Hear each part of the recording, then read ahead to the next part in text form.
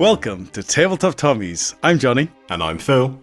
And today's episode is a bit of a Christmas special. We're doing the 12 Days of Christmas Bolt Action Edition. So we'll be running through 12 top gifts you could buy for someone in your life who you know enjoys the game of Bolt Action or similar war games. Or you could put them on your Christmas list. So before we get started, a couple of quick disclaimers. We are not going to be suggesting any miniatures because that does tend to be quite a personal choice. And secondly, we are not sponsored, endorsed, or being paid by any of the following companies to recommend any of their products. No. Any links we do share, they may be affiliate links, but we'll make that clear in the description if that is the case. On with the show. So, Johnny, on the first day of Christmas, what might you get? So the first thing that I think that every wargamer should have is a massive dice. You want a big dice that's very different to all the other dice, that's very visible to count your turns. Because there's nothing more important than know what turn you're on. Like, is it time to dash for that objective? Is it time to run off the table? Who knows? If only there was a massive dice that I could look at to check what turn it was. Now, I don't own a massive dice, which may well say a lot about my ability to close out games. Potentially.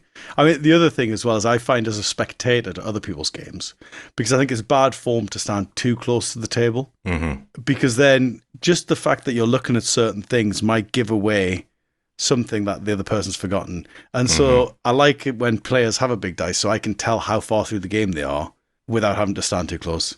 Yeah, it's really useful when you're at events, if you're TOing or if you're going around to see, if you're a player and you're going around to see how long people have got left, you're not loitering going, what turn are you on? You've got a big, massive dice on the side of the board. Very useful. Yeah, 100%. And again, like outflanks, is it time to outflank yet? If only we had a big dice. So, and these are not expensive things. These are a few pound, I imagine. Yeah. So definitely worth an investment. Worth asking for one for Christmas, or if you know someone who doesn't have a massive dice yet, get them it for Christmas. Okay, so we've covered the first day of Christmas.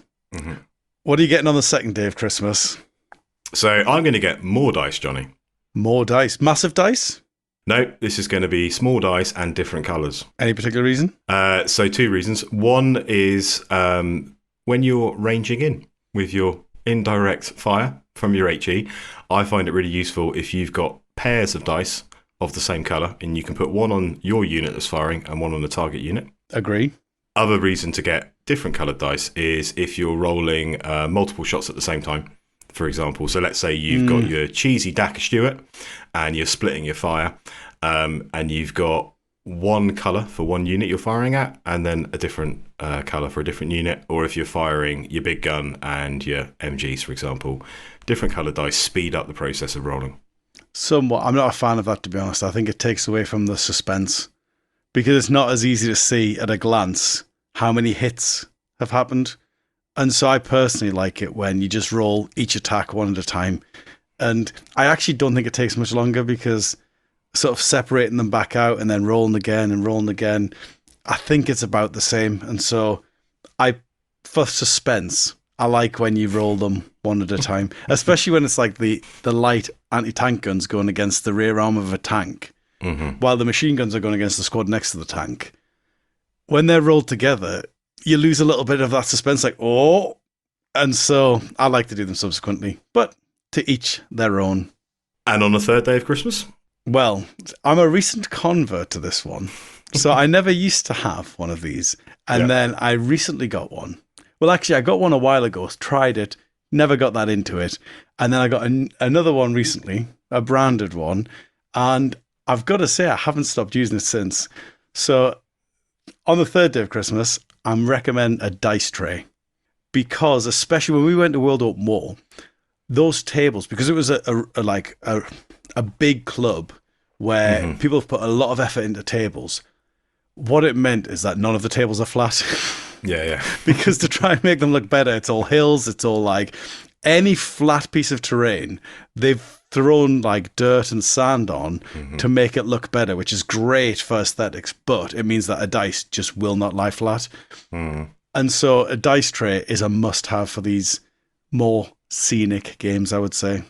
I'd agree. Similar to you, I have never owned a dice tray until recently, where I then got hold of a dice tray, which was also branded, probably very similar to the branding on yours. And I don't leave home without one. Nah, it's the way to go. Because I used to have, so when you first start playing with the cocked dice thing, you come to agreements like, oh, that one's cocked, that one's not. And then you realize actually we should have a really hard and fast rule. Like if it's not flat, it's cocked.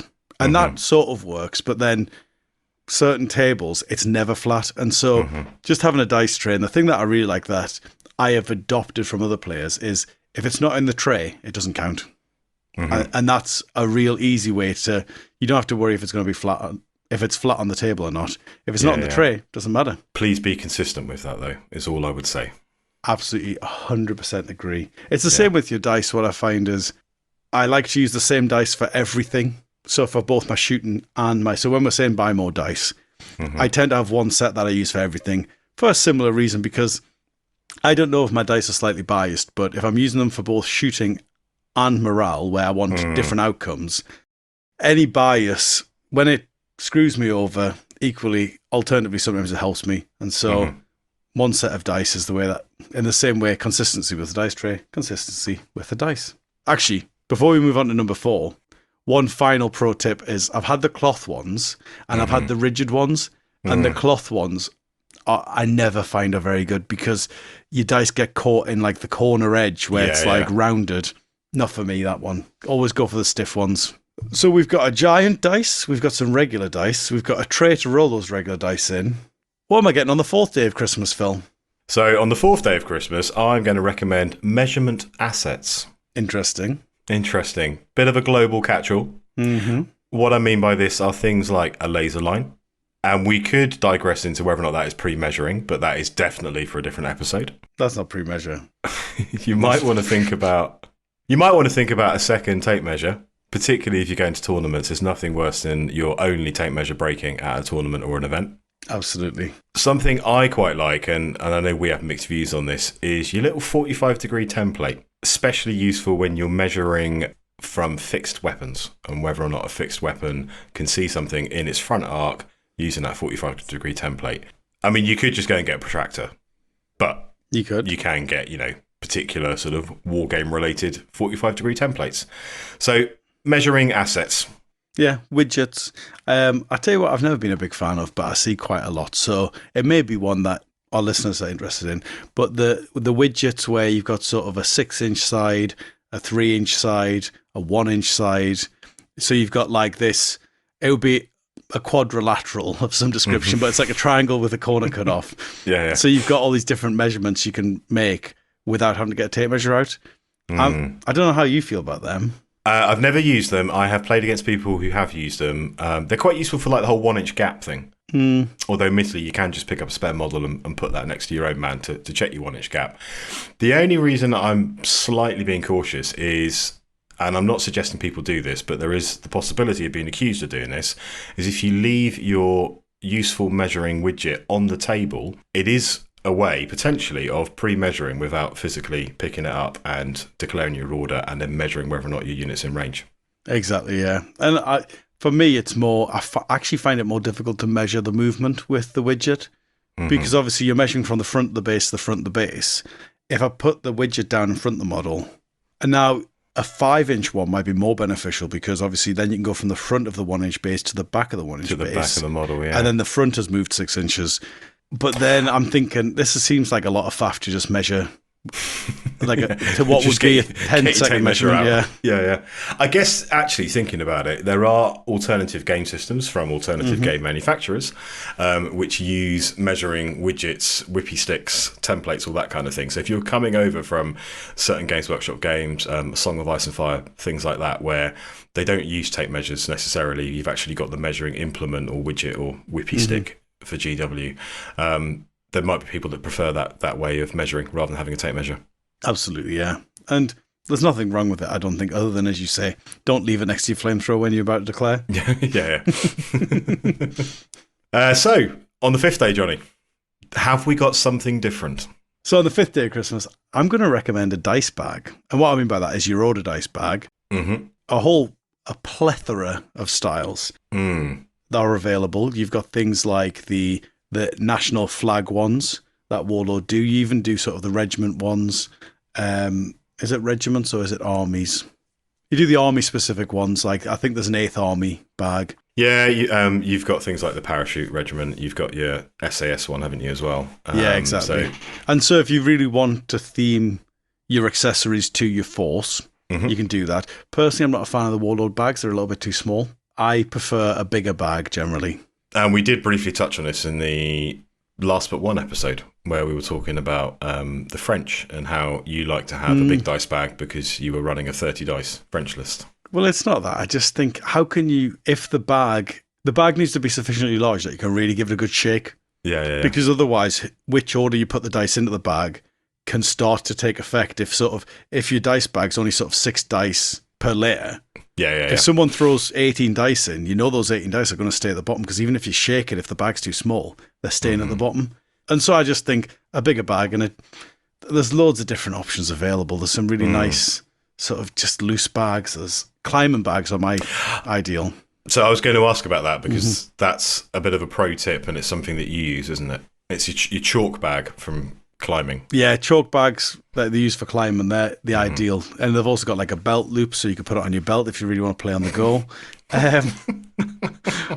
Or you can get like what's called a bouldering bucket, which is like a really big chalk bag, but they're starting to get excessive because they're sort of probably about at least 9 inches to a foot wide. That's taking up a lot of real estate on the table. You don't want to do that. So you want one of the ones that goes on your belt, really. And those ones tend to have at least one aperture, that where you can pull the drawstring, it closes up, you can give it a good shake, and then open it back up. I feel like we are definitely in danger of cluttering the gaming table with our dice tray, measuring implements, and massive climbing bag dice bags. Yeah, and this is one of the things actually when we talk about, I think we'll do a future episode on running a tournament, and having side table real estate available for players is a huge thing, because yes, what you'll find is later in the battle there'll be a corner of the table that's not being used for anything, so you can just put your dice tray there and roll your dice there. But at the beginning of the battle, if you've deployed really wide, there isn't a good place to put it, and so it's nice to have a little bit of space to the side of your table just to put stuff, or even just like chairs to put. Most of the time players use chairs as tables, don't they? So halfway through, Phil, what you recommend for the 6th day of Christmas?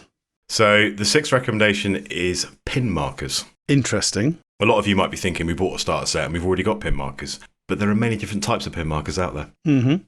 I personally don't use the Warlord pin markers, primarily because I didn't buy a starter set, so I don't have them. But also, I prefer to use dice, if I'm quite honest. I do like the little pin markers where you can turn around the dial to show a different number. I also like the pin markers that you can get where you can put your order dice and your pin marker on the same implement. Yes, I agree with your second recommendation.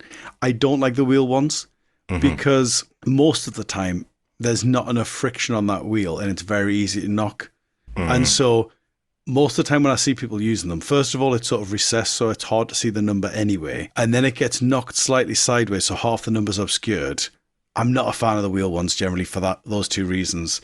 But those second style you described, where you've got your base, one for your order dice, one for your pin number, like a 12 mil, 16 mil dice. Yeah. Perfect. They are the way to go. Yeah. Because I also think as you go to more and more tournaments, how many pins a unit is on is something that I think should be information that's available to both players instantly. And when you're using things like marbles is a common one, sort of like glass beads rather than marbles, because you don't want them rolling away, but like glass beads.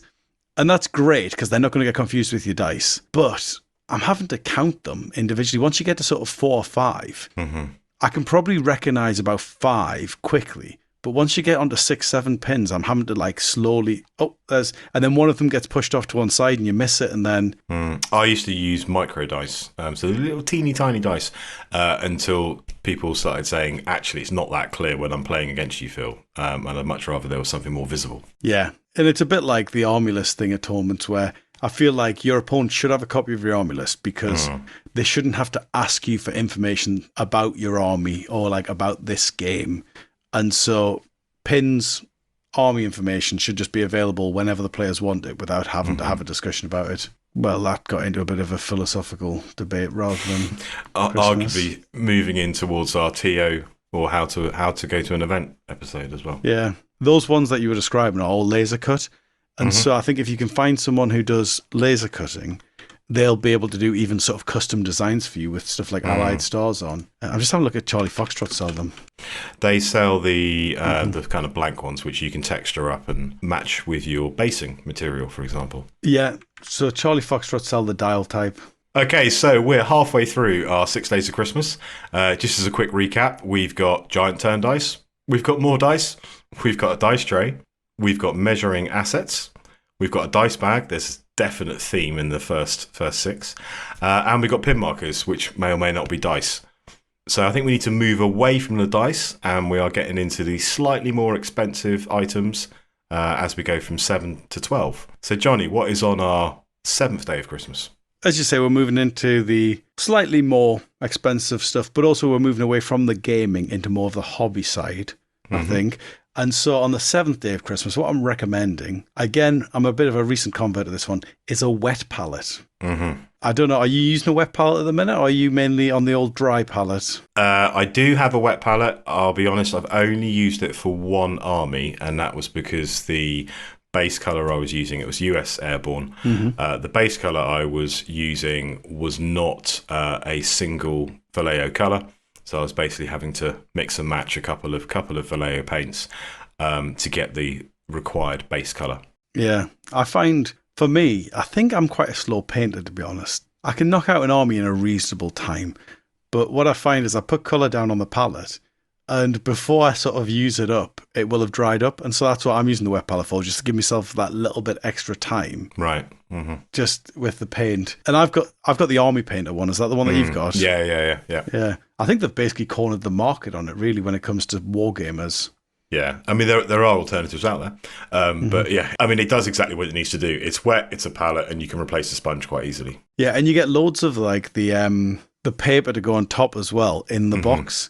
And so I think you get 2 sponges, loads of papers, like you've got enough to last you ages, and then you can just buy the refills if not. And I think it's only about £20 originally. Yeah. So it's not an expensive item, and it has changed the way that I paint. And so I'm probably more prone to doing a bit of sort of like mixing my own colours and blending and stuff because I've got it. Previously, I was just using a tile. Like that I had spare from when I was doing a bit tiling.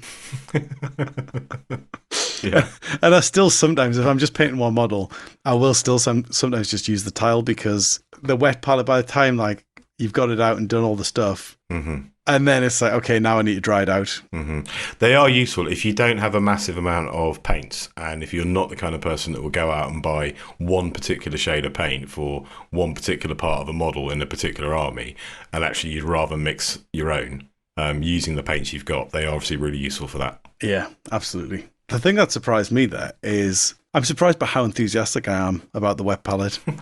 I thought it was just a thing that I'd bought to try out. And actually, as we're talking about that, I realised it's actually a thing that I really like to have. And when I come to paint, if I can't find it, I'm often a little bit irked. I really did appreciate having it when I painted my US Airborne, because if I had to keep mixing on a dry palette every time I was painting them, that would have done my head in. Whereas at least with a wet palette, providing I didn't leave it for too long and it completely dried out, I was able to come back to it and get the right colour match. I must be honest, back in the old GW days with the lids that open on the top instead of the Vallejo style, I have like ruined a paint. I say ruined. It did the job that I wanted to do, where I would just mix the paints in the pot and sort of shake it up until I got the colour I wanted. And now I've got this not goblin green, let's say. But it's the perfect shade that I want for this army. But much harder to do with the Vallejo, they're called dipper? Droppers, Dropper. aren't they? Droppers. Droppers. Yeah. So I've finally gotten something to inspire me to get some painting done. What am I going to ask for on the 8th day of Christmas? So you're going to ask for books. More inspiration. And I'm going to put in a little cheeky request for people to go and buy the campaign books, particularly if they're building armies and they're not sure if something's in a generic platoon or not. Please don't rely on the army builders that are out there, because they're not always accurate. Indeed. But actually, with regards to books, what I am going to recommend is getting some books about the history or the battle or a regiment or a theatre or whatever it is, to read up on the background behind the armies that you're running. Give you a bit of inspiration, maybe give you some ideas about particular lists that you might want to build and so on. Yeah, 100%. And I'm going to touch on something that's coming up in next episode when we do tournament talk. But I do think any unit you run at a tournament, you should be able to bring a printed copy of the rules. And so if you are running a unit from a campaign book, you should turn up to the tournament with that campaign book because you should be able to demonstrate to your opponent exactly what it does without having to have a conversation about it. Just open the book, here you go. And so, yes, I agree totally on the rule sets, rule books, but also, yes, nothing better than an inspirational history book to get you excited about your next force. Definitely. So as we move towards the final 4, Johnny, the cost is going to increase as we get towards the last 4 days. What's going to be number 9 on our list? So number 9 on the recommendations is very much back to the gaming side. And when you're setting up a table, we're going to start looking at how we make that table look good. And I think the first step to make a table look good is to buy a mat. And so I'd be asking, if you haven't got one already, I'd be asking for a mat from whoever you think is willing to buy you a mat, or start adding one to your wish list for maybe if you've got some Christmas money afterwards. I always think you should build the table from the mat up, because if you've got beautiful buildings, but then you're putting them on sort of like, I don't know, a pine dining table, it totally ruins any aesthetic quality those buildings have. And I do think that actually you're better off with sort of like even cardboard buildings that you've just made yourself out of card, but on a mat, I think will look better than the beautiful buildings of MDF on your dining table. Yeah. So in terms of the type of mat, what are you recommending, John, or what do you prefer, Johnny? I like the mouse pad style. The style, so you've got there is, people buy the teddy bear fur ones, which I think can look really nice, but they're not for me, those ones, because they require a lot of work to make them look good. Which means a lot of the time they don't look as good as they could.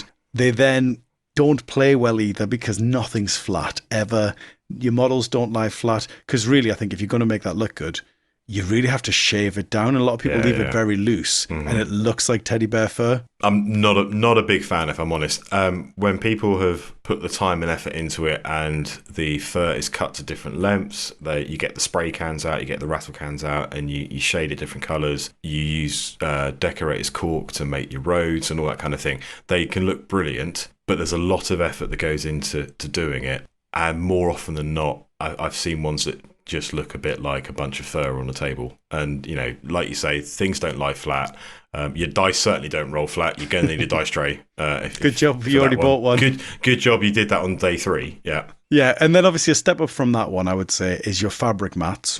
Your PVC vinyl mats, I'm not even going to consider them, because I'm really not a fan of them, because they're shiny, they don't lie flat, they always lie the way they've been folded, so I'm not even going to consider them. But your fabric mats, where it's like a thin sheet of fabric, they're good because they're printed onto the fabric, so it's matte, which looks quite nice. It sort of gives you a drab backdrop. Whereas the mouse pad ones that I recommended, those ones can be a little bit shiny, but they do the job. They lie nice and flat. They lie 6x4, dead easy. There's a bit of weight behind them as well, isn't there? They also are hard-wearing and durable. The only thing I would say about the PVC ones, I personally don't like them, but they are cheap. So if you are starting out, and if it's a choice between I've got my dining room table with my lovely terrain on, or I've got a PVC mat for 30, 35, 40 quid on places like Etsy and eBay and so on, you can find reasonable PVC type mats. I mean, if I was going as cheap as possible, I would go felt. Because you can get a big roll of felt for very cheap. Sort of similar, if not cheaper than those PVC ones. It's not shiny. It lies flat. Now, it doesn't have the weight that the mouse pads have, so it can get sort of clumped up and stretched and stuff. But I'm going felt if I'm going as cheap as possible. A big tip with the mouse pad styles actually is you can now get them double-sided as well. Yes. Yeah. So... And that's definitely a pro tip. It's slightly more expensive. I think it's something like 20, maybe it's even £30 on top. But if you can reach to it, what that does is it means that when you start your next army or when you start your next table, you've got that other side of the mat to turn to. Yeah, going back to the sort of cloth ones, so felt, fleece, cloth, etc. One of the benefits of them is they are generally bigger than 6x4. So you can put things underneath them to create, 3D texture, essentially. Geek Villain mats are like that, aren't they? Indeed. Deep Cut Studios I tend to like, and the one who make the other things. Gale Force 9 make the double-sided ones. Yeah, Gale Force 9, that's the one that I've got with the desert on one side and the grass on the other side. Yeah, or the grass on the city. Yeah, that's very good. Well, Phil, I've got me mat. What should I be thinking about asking for the 10th day of Christmas? So it only makes sense, doesn't it, once you've got your mat, is to put some lovely stuff on top of it. So for day 10, we're going to be considering terrain. Now, personally, I'm a huge fan of MDF terrain. Mm-hmm. Way more than 3D printed terrain. Partly because I don't have a 3D printer, but also because I like the physical building of the terrain, and I quite like painting it and playing around with that. So it is slightly longer, obviously, and more invested than if you buy pre-painted terrain or if you're going to print it yourself. If you haven't got access to a 3D printer or you can't afford to buy pre-painted terrain, depending on the quality you want to go for, getting your MDF terrain from your main MDF terrain manufacturers can make a huge difference. Yeah, I am a big fan of the MDF terrain as a hobby. I really like assembling it. It's like, I find it very therapeutic just putting together buildings. I must admit, and this is a skill problem, not anything else, on my behalf, I'm not very good at painting it because I never put the time in to prep it historically. Okay. And so, you know that classic thing where it just soaks up the paint for the first few passes. Yeah. I need to spend more time. Also, the other thing that I need to look at for future buildings is, when you just paint straight onto it and you can see where the joins are? Yeah. I need to look at doing sort of the stucco effect with either sand or I know polyfiller is a common one. Mm-hmm. You put that on the side, just scrape it off so that it fills the gaps, and you get a bit of a texture on it. And I think that also nicely seals the MDF as well, so it takes the paint better. Yeah. And that's something that I need to look at. But historically, I've always just sort of been so keen to get it on the table that I've gone straight to the painting and never quite got the effect that I wanted. Even though it's perfectly playable, it's just not what I envisaged. The other thing you can find is that when you rush to build it and get it on the table is when you then come to paint it, it's actually quite awkward.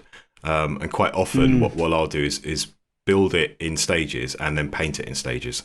Because if I've actually painted the whole building, so if I've actually built the whole building and then I go back and paint it, I might actually not be able to get into some of the little nooks and crannies and crevices. Whereas if I built it in stages and painted it up as I go, when it comes together, it's all sorted. Yeah, that's where a dark base coat comes in handy, because all those nooks and crevices can just be shadows. Problem solved. So top tip with painting is to make sure you prime it before you do anything with it. Or like you said, is you add some kind of material to it. So polyfiller or universal plaster, etc. Because if you try and paint straight onto MDF, because it's absorbent, it will just suck all the moisture out, and you're going to have to do 2, 3, 4 coats, etc. And then you've got too much paint on it.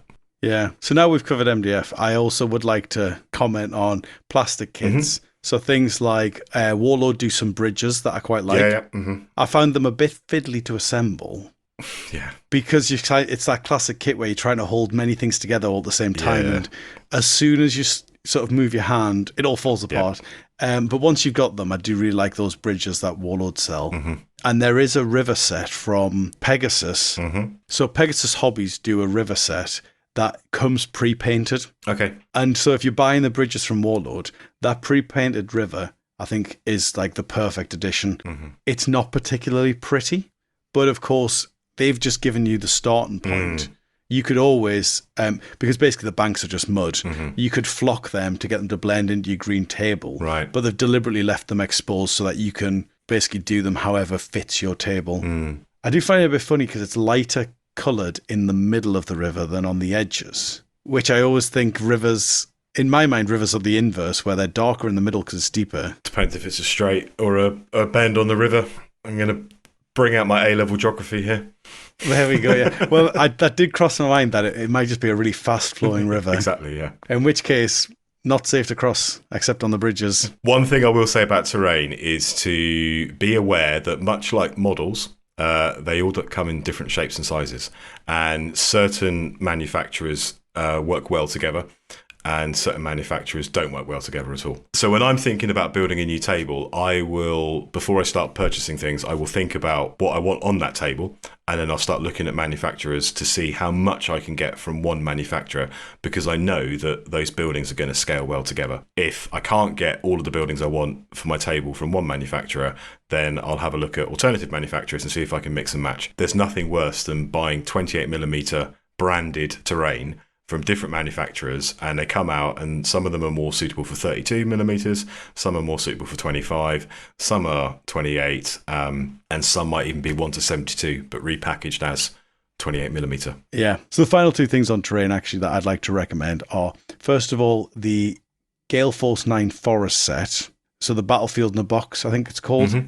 That one, it's quality. Just be careful when you buy it, because they do, as you said, they do the smaller scale range as well of the exact same thing. And so just make sure you're getting the larger forest set. I think it's about £20 and you get, I think it's 2 bases and about 6 trees in there. That's quality because it's all ready to go. The only thing you might want to add is some flock to the bases, because again, like I was saying with the river, they just deliberately leave it exposed so you can add whatever matches your table. And I think they do actually give you some flock in there, that if you are just going to put some green on, you can flock it straight out of the box. Yeah. Okay. And then the other thing to recommend are a lot of your scattered terrain, things like emplacements and things. Any scale models is one that I've used before that I really like for resin emplacements. Yeah, likewise. They got a good range, absolutely reasonably priced, and the person who makes them is a gamer himself, so he's churning out things which he uses himself, and most of them are things that he's made for his own battles, and then he just makes a cast from it and then produces it and sells it to people. Yeah, it's brilliant. He does lots of like sets where you get like the sandbag set where you've got like a few L's and a U, and like the log set where it's got the log barricades, and they're really good if you are the kind of person who likes to block off roads. That's a nice thematic way to block off a road, by putting sort of a log barricade across it, because that's the kind of thing that I can imagine troops building in the field to block a road. The one thing to bear in mind with that one is he does like a mortar pit where it's sort of like a circular emplacement, like trench with like an entry point. And the one thing that I found is it's slightly smaller than the standard base you get for your mortar crew. Okay, so that 60mm base that you always put your mortars on doesn't fit in the mortar pit. Doesn't quite fit in there. And so it's just ever so slightly too small. Now for me, I don't base my mortar and crew on a single 60mm base, because I like to remove the models as they die. But if you are the person who does, just bear in mind that it doesn't quite fit. Now, what I have done in the past with players is we've picked it up, we've moved the mortar model to the position, picked up the emplacement, put it on top, where it just sits on top of the base. But again, it's not an ideal solution. But just want to be aware of. I don't think it's never discouraged me from buying more of them. It's just something that I'm always aware of when I'm playing someone, when I watch them about to do it. So we're heading to the last two then, Johnny. And what is on the 11th day? So the thing I've been considering for some time, but I've never gotten into, is an airbrush. But it always seems like quite a high threshold for entry, where quite an expensive thing to buy for my hobby. I'm worried that I'm not going to get the use out of it to justify the cost. And I also worry that there'll be quite a steep learning curve. But I think you've got an airbrush, haven't you? I do have one, yeah. I do use it a little bit. I don't use it all the time. I bought mine primarily for painting terrain. So following on nicely from the previous point, I absolutely am not skilled enough to do the really fine, tiny detail with my airbrush. So I tend to use it for priming things, unless I'm using a rattle can, and then also use it for terrain, because if I'm airbrushing MDF terrain, for example, I can get the nice contrast in the different shades, on the walls and the roofs and all that sort of stuff. But I'm definitely not an expert. I'm not about to start doing some vehicles, with amazing camouflage and all that kind of thing, with 3mm needle type airbrush technique going on. Yeah, with this sort of stuff, there's always a really, really cheap version that is also really, really terrible. And then you've got the buy cheap, buy twice. Yeah. And so I always find with these sort of products, there's a minimum price where it's still entry level, but at least it does the job. And yes, it doesn't have all the features that the really expensive ones do, but it's adequate for you to learn to do it. Where is that sort of price point with airbrushes? So I picked mine up a year ago from Amazon with a compressor and 3 different needle sizes. And it was about, I would say, £65, £70. Now, I have subsequently replaced the actual airbrush itself because it didn't last. To be fair, I did a lot of painting of terrain last year. But that was about £15-16 to replace the airbrush. So we're not talking about 300 quid airbrushes here. We're talking about the compressor, a fairly basic airbrush, and then the needle set and so on. Obviously, you can spend a huge amount of money on airbrushes, and you could do some amazing work. But if you're using it as a quick way of priming your material, base coating large things, particularly vehicles, getting base coats down on vehicles, airbrush is really, really useful. Or if you're painting terrain as well, I absolutely would recommend one. Yeah, I think you're right. If it's for terrain, you might as well just get the £100 one rather than spend £500. Then you can try it on your finer detail stuff. And if you start getting into it, that might be the time to invest. One of the things that, because obviously I don't airbrush, but one of the things that I have heard people talk about is your nozzles getting clogged. Yeah, so you absolutely have to clean them. Yeah, and that's the quickest way to muck up your airbrush is to not clean it. Yeah, and as I say, I don't have any experience with this, but one of the things that I have seen as a tip, I believe, is an ultrasonic cleaner. Okay. I think that's a good way because if you remember to put them in before they get too bad. Yeah. And that just clears them out. Don't know if that's a tip, never tried it, but it is one that I've seen floating around occasionally. So, huge disclaimer, might be terrible advice. So, 12th day of Christmas, here we go. Our final recommendation. What would you recommend as your sort of, what's the word I'm looking for? Your biggest luxury gift that you might want to buy a wargamer for Christmas? Or by yourself, because you might just end up buying yourself this for Christmas. I don't have one, and I am interested to know more about them, and I know that you do have one. So the last one, our 12th day, is a 3D printer. So disclaimer before we even get into 3D printers, it's a hobby in itself. And a lot of people have said this, so I'm just recovering old ground that I imagine everyone's heard before, but it's not at that point where you just press print and you get the model that you want. Yeah. In a couple of hours. It's a big time investment, but if you're willing to put that time in, once you get the 3D printer set up and running well, you can just churn out tables of terrain. And each print might take a day, let's say. So I'm going to do a fancy building. It's going to take a day, but you don't have to, you're not doing the work for that full day. You press print, it goes, and as long as it doesn't fail, at the end of the day, you've got a building. And so over the course of a week, you can get sort of 7 buildings, and then another week, you can get loads of scatter for your table, and you can do sort of full tables over the course. I imagine, really, if you put in the preparation, you could probably do it in a week. Okay. It's the sort of thing, if I did have one, I don't think I'd be using it to print, models, for example. I think it would be, like you say, for printing terrain. And you mentioned there about failed prints. And in some ways, as long as they don't fail catastrophically, you can use that to your advantage because it can be a ruined building or a ruined vehicle, a destroyed vehicle, a bit of modelling technique, and you can actually turn it into something usable. Absolutely. The only problem with that is there's only so many ruins you can accommodate. And so if you keep failing a print on the same tank, it just starts to get a bit silly. But equally, you can just give them away. And I've done that historically with tanks. I'll just give them to people. Here you go. This one, the front end hasn't come out right. You could maybe do them sunk into the mud or something and recreate that. And I mainly use mine for terrain. I do have a resin one as well. So I've got the filament one, which is where you print the plastic, you melt the plastic, it prints in layers. That one is good for larger things, but the detail's less fine. And so that's your classic terrain one. You've got sort of depending on what size you go for. If you're looking at an entry-level model, you're looking at sort of a 12-inch cube up to size. If you can get them up to as big as you want, basically. I think realistically, the biggest you're going to want in your house is sort of the 40 centimeter base one. Any bigger than that, because also the thing you have to remember is there's a frame around that base. And so actually it's sort of taken up at least 2 foot by 2 foot. And so filament for your terrain. And I also have the resin. I've currently got a 4K resin one.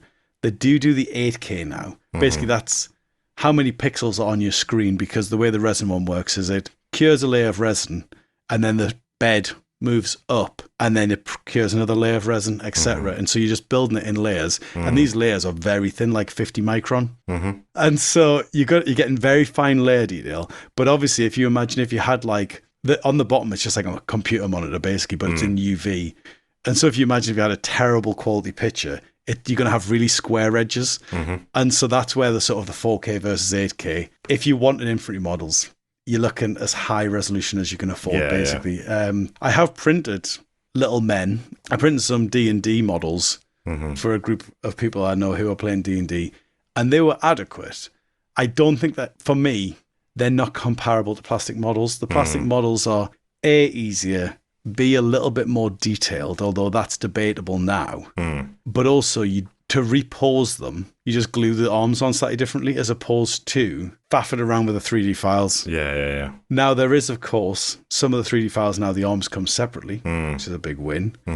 But equally, if you do want to bend that arm, it's much easier in plastic than it is in resin. It's the sort of thing where if I did have one, it would be for churning out terrain. I can see it being useful if you're at a club, for example, and let's say that the club members have just got into bolt action and they want to churn out some terrain for that because they've previously been playing, Games Workshop, for example, and you don't want to be having your 40k, terrain with your little, World War II Germans and British running around.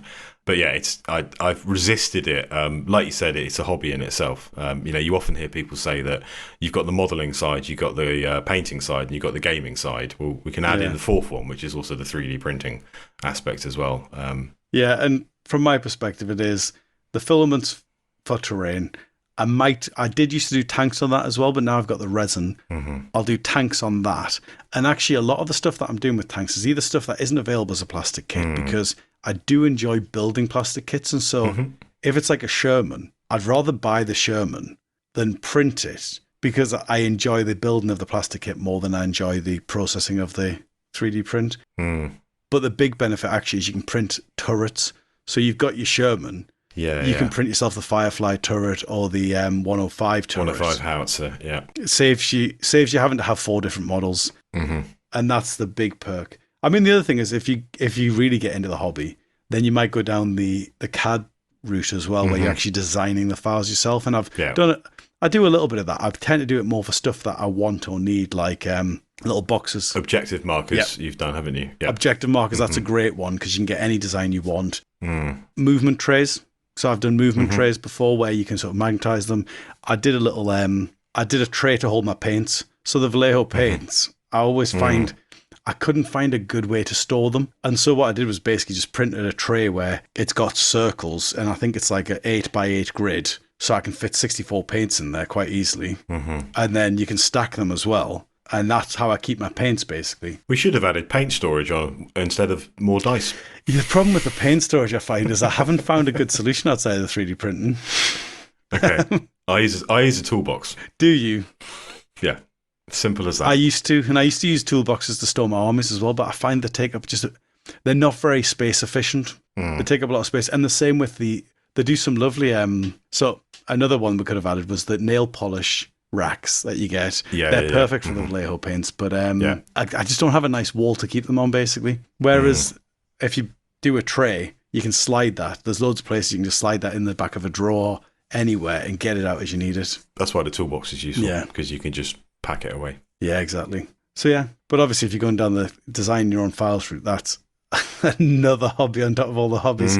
But I know a lot of gamers have gotten into that because when a tank's not available, sometimes you just have to do it yourself. Yeah, and it is great that people out there do that, and it's brilliant that we are able as gamers to access those people who are making their own files and putting in a huge amount of time and effort to research the actual vehicles themselves, and then translate that into the CAD and then to print it and sell it. Yeah, and so Thingiverse used to be where all the files were, which is basically free. Now it's not great. The place where you tend to look is Wargaming 3D, and on there, people do tend to sell their files. But if you look at the cost that they're selling them at, it's nowhere near really what. They're not making huge profits out of these files. And so I would always recommend if you do. So Dewey Cat's one that I've been following for a long time. And I'll often, if there's a few files available, often I'll buy his file just to sort of incentivize him to keep going, because you never know what I'll need next.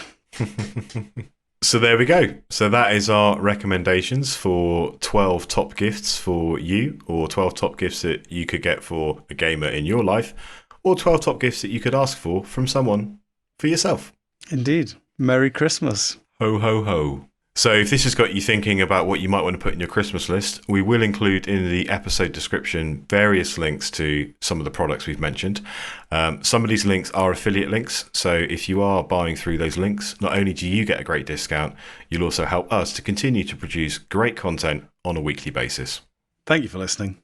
Ta-ta for now. Ta-ta for now.